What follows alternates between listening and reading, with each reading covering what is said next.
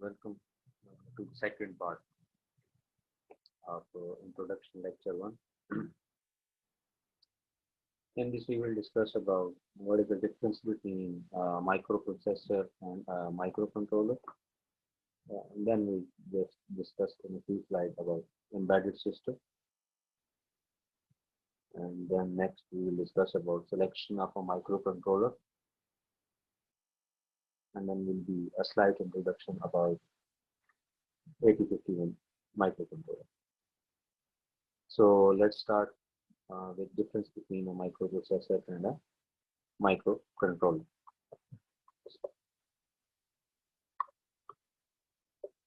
Now, if we look at the picture, pictorial representation, on the top we have a block diagram for a CPU microprocessor,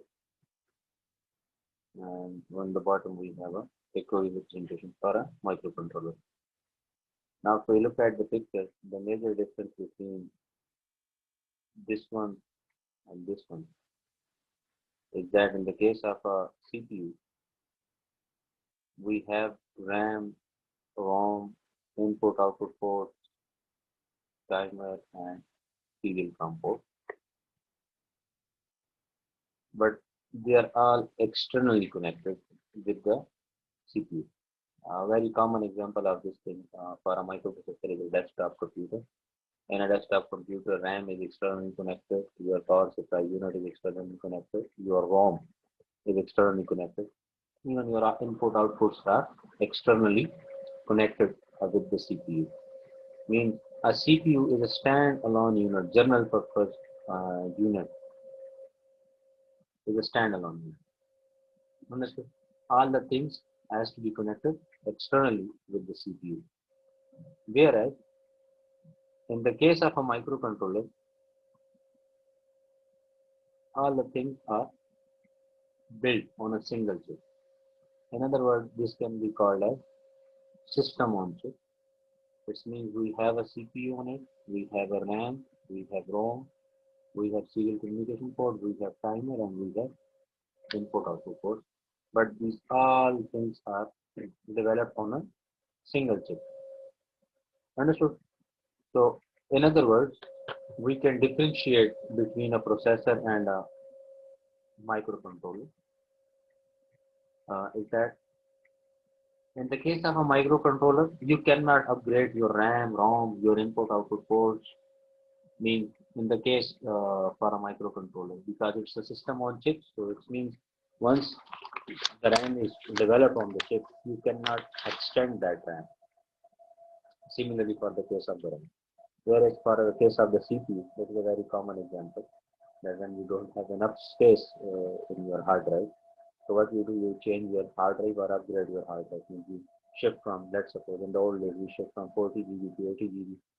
Then we connect another hard drive and then from 80 GB to 120 GB. Similarly, we can upgrade the RAM. We have 2 slots in the CPU motherboard, and we can add 2 RAMs in that slot. So we can upgrade the RAM from 2 GB to 4 GB or from 1 GB to 2 GB. But in the case of the microcontroller, if you want to upgrade the ROM or the RAM of the system, you have to change the microcontroller. It means you have to shift from one microcontroller to another. So if we just look at the description about the general processor, microprocessor, we have RAM, ROM, input, output ports, and timer externally connected. This makes the system bulkier and much more expensive, but it has an advantage on the amount of RAM, ROM, and input, output. So meaning you can upgrade RAM, you can upgrade ROM, and also you can change the input, output port. Means you can connect many input, output ports in this. Whereas if we look for a microcontroller has fixed amount of on-chip ROM, RAM, and number of input, output ports. So this makes them ideal for many applications in which we require less space, we have less amount of cost, and we want the thing to be finished early.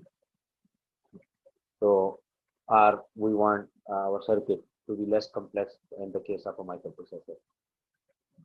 Similarly, the second, in many applications, the space it takes, the power it consumes, and the price per unit are much more critical consideration than computing power. Understood? So those are the applications for the case of a microprocessor and a microcontroller. And this is the major difference. I will repeat again that in the case of a microprocessor, a central processing unit or a CPU is a standalone unit, and you have to connect externally the RAM, ROM, input output ports, your timer, your power supply. A very basic example in that case is your laptop or your desktop CPU. Very common example. Where in the case of a microcontroller, everything is developed on a single setup. In other words, system on chip, you can call this thing. System on chip means everything is on a single chip. Means RAM, ROM, input output ports, timer, each and everything, even your CPU are developed on a single infrastructure chip. So the limitation for the microcontroller is that you cannot expand or you cannot exceed with your given limits. You have to utilize the microcontroller as per your specification. If you want to upgrade RAM and ROM in the case of a microcontroller, then you have to switch from one microcontroller to another. Where in the case of a microprocessor, you have an advantage. Understood? So now next we have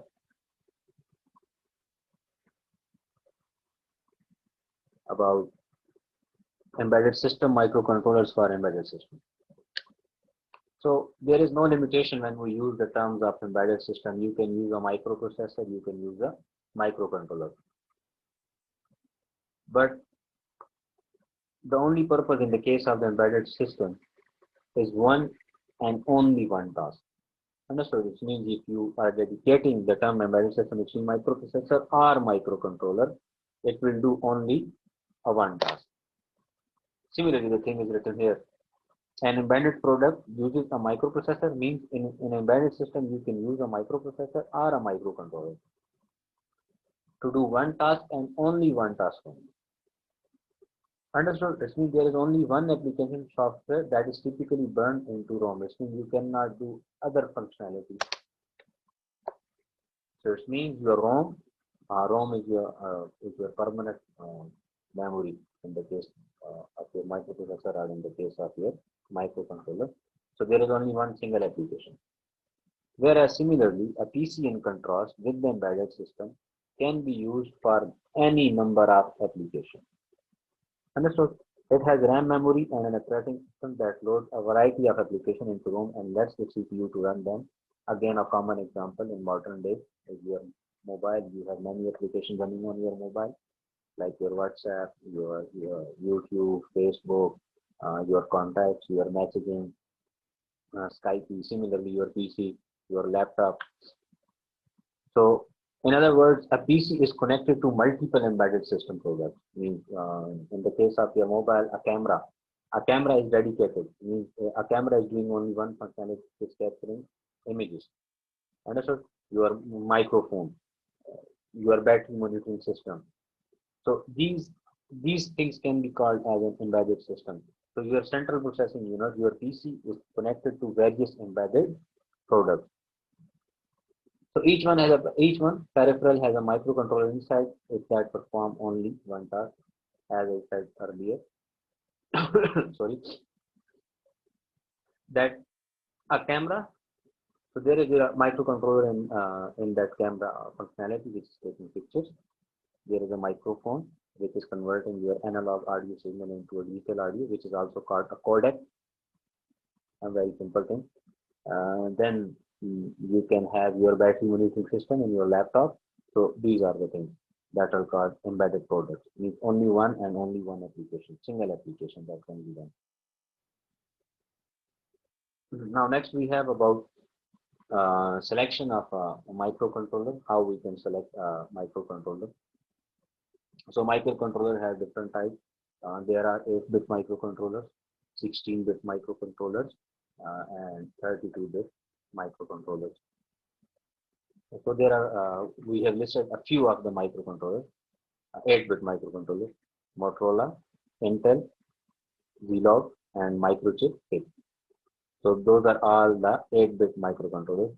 From 8-bit, we mean that the instruction set or the data bus structure, the data we will input and output from that microcontroller as with the single instruction will be a 8-bit. Then the criteria for choosing a microcontroller. So it's all depend upon your application. Your application will define the selection of a microcontroller, but we have listed a few. One is the speed. The second one is the packaging. The packaging is the most important thing because it's depend upon your design. Your circuit design is entirely dependent upon your packaging. Then the power consumption, how much power is consumed when it's power up, and then the amount of RAM and ROM. Means ROM is to store the code application code that you will burn on your microcontroller, and the RAM is for just for simple processing. Then another thing is the number of input output pins and the timer on the chip. The number of input output pins, the more the pins are, the more peripherals you can connect with the microcontroller. And how easy to upgrade to higher performance or lower consumption version. Now this is also a most important part because this thing is related to packaging. It means if I am upgrading my microcontroller, I am changing my package. It means I am moving from an 8-bit microcontroller towards 16-bit microcontroller. So if I have, let's suppose I have the same application circuit, and I just want to upgrade my 8-bit microcontroller into 16-bit. It means I am gathering more information. So when I change or upgrade my version of microcontroller, it must come with the same package so that you don't have to change your circuit. Otherwise, if the packaging is changed, then you have to redo all your engineering with that circuit. So that is a very important point. And the next is the cost per unit. What is the cost of a single unit of a microcontroller? So these are the few points for selecting microcontroller.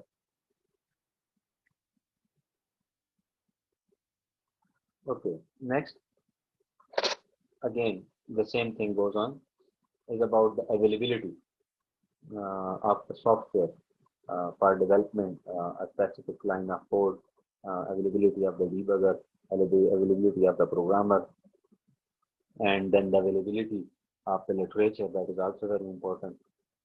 And similarly, availability of reliable resources regarding to that.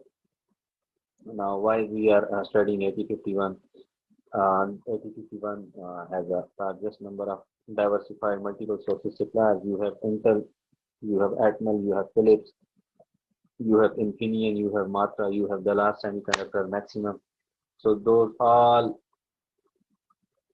give the package for an 8051 family. So you have a diversified family and a diverse literature for the case of the 8051 microcontroller.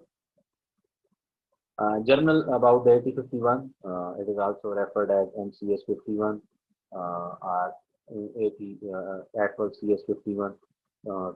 So you have different abbreviation, but the very simple, very common one, if you have a C51, so C51 stands for 8051. Then as there are different companies, so they will use their abbreviation. For Atmel, you will use Atmel 89C51, and then we have MCS51, and there are many other manufacturers. So 8051 has an 8-bit processor. This means the CPU can work on only 8-bit of data at a time. This means if you have a 16-bit of instruction, let's suppose if you have a 16-bit of instruction, so CPU will divide this 16-bit of instruction in a 2 portion, 8-bit each. It means it will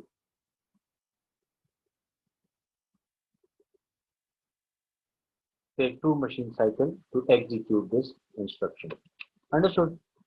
Then similarly, it has 128 byte of RAM, 4K byte of ROM. Then it has 2 timers, 1 serial port to communicate with the external world, and then it has 4 input-output ports. Each one is 8 bits wide. So input-output ports are related to your processor. If you have an 8-bit processor, then you will have an 8-bit input-output port, and you have 6 interrupt sources in the case of the 8051. We will discuss those things later, inshallah, when we will be discussing about hardware, our input-output programming for 8051. Then we have a general architecture for 8051 microcontroller. If we look at the overview for 8051, so we have a CPU here, and that CPU is connected to on ROM.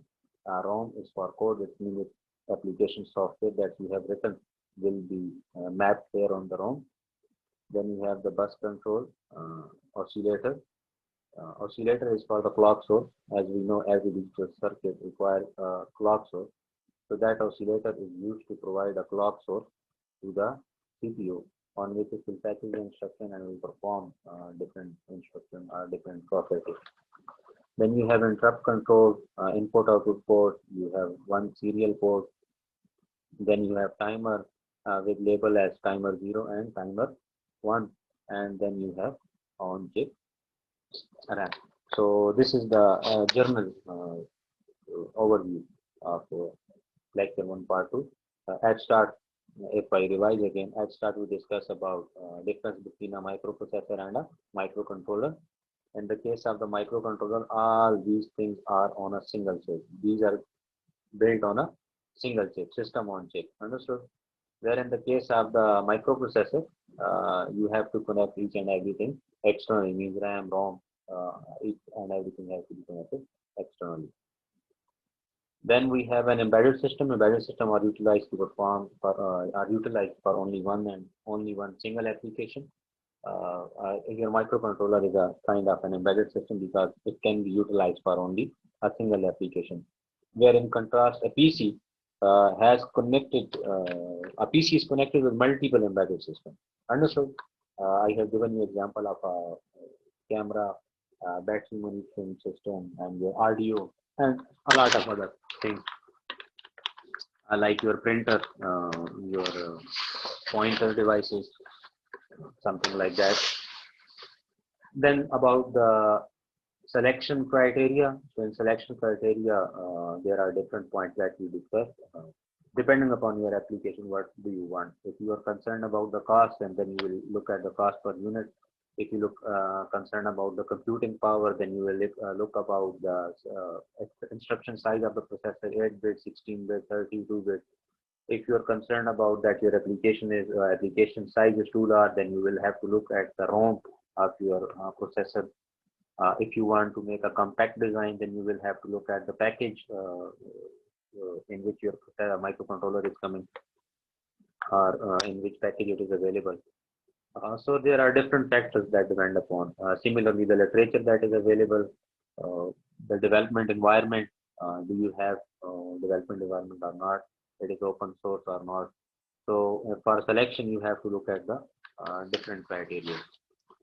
Then we come about 8051. So 8051 is a diversified family. Different companies are providing the package for 8051. And generally in 8051, we have 2 timers, 1 serial port, 4 input-output ports, and we have 6 external interrupts. Then we have on-chip ROM of 4K for 8051 and 128 byte of RAM. So that is the general introduction. So that's all.